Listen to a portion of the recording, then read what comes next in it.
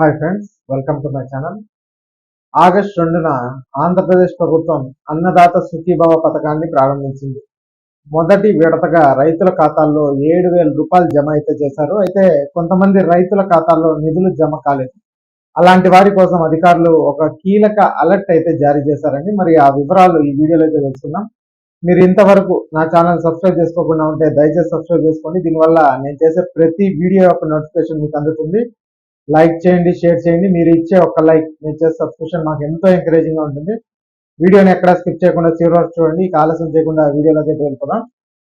AP రైతులు ఎంతో ఆతృతగా ఎదురు చూస్తున్న అన్నదాత సుఖీభావ పథకాన్ని ఆగస్టు 2 అంటే శనివారం నాడు ప్రారంభించారు. ముఖ్యమంత్రి చంద్రబాబు నాయుడు గారు శనివారం నాడు అన్నదాత సుఖీభావ అలాగే పిఎం కిసాన్ పథకంలో భాగంగా తొలి విడత 7,000 రూపాయలు రైతుల ఖాతాలో జమ అయితే చేశారు. సుమారు 99.98% మంది రైతులకి అన్నదాత సుఖీభావ నిధులు జమ చేశామని అధికారులు అయితే తెలిపారండి. మిగిలిన వారికి వివిధ కారణాల వల్ల నిధులు జమ కాలేదు, ఎందుకు ఆగిపోయింది అనేది వెల్లడించారు. అయితే అన్నదాత సుఖీభావ పథకానికి అర్హత కలిగి ఉండి నిధులు జమ కాని రైతులు కంగారు పడాల్సిన అవసరం లేదని అధికారులు అయితే తెలిపారు. వీరంతా ఆగస్టు 3 అనగా నేడు ఆదివారం నుంచి అభ్యంతరాలు సవరణలు నమోదు చేసుకోవచ్చని అధికారులు అయితే తెలిపారు. ఇక తిరస్కరణకు గురైన రైతులు ఆదివారం నుంచి గ్రామ రైతు సేవా కేంద్రాల్లో అర్జీలు ఇవ్వవచ్చని ఆయన సూచించారండి. ఇంతకు మనకు ఎందుకు తిరస్కరణ కారణాలు ఏంటి అనేది మనం ఇప్పుడైతే చూద్దాం. అంటే మనకు అన్నదాత ఎందుకు రాలేదు, వివిధ కారణాలు అయితే ఉన్నాయి. ఆ కారణాలు ఒకసారి చూసినట్టయితే, భూ యజమాని చనిపోతే పరిశీలన సమయంలో వారిని జాబితాల నుంచి తిరస్కరించారు.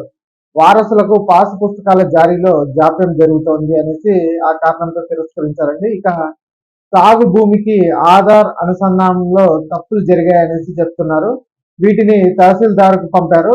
అక్కడ ఇంకా సమస్య పరిష్కారం కాలేదనేసి చెప్పారండి.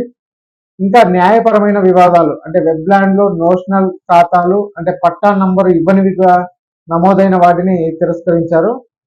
ఇక ఆక్వా సాగు అలాగే వ్యవసాయేతర అవసరాలకు వాడే భూములకు పథకం వర్తింపజేయలేదు. అంటే వ్యవసాయం కాకుండా ఆ భూముల్ని వేరే అవసరాలకు వాడినట్లయితే ఇలాంటి పథకానికి వర్తింపజేయలేదండి. ఇక నెలకు 20,000 కంటే ఎక్కువ జీతం పొందే ఉద్యోగులు అలాగే తాజా లేకపోతే మాజీ ప్రజాప్రతినిధులు వీటికి అర్హులు కారు అనేసి అయితే చెప్పారు.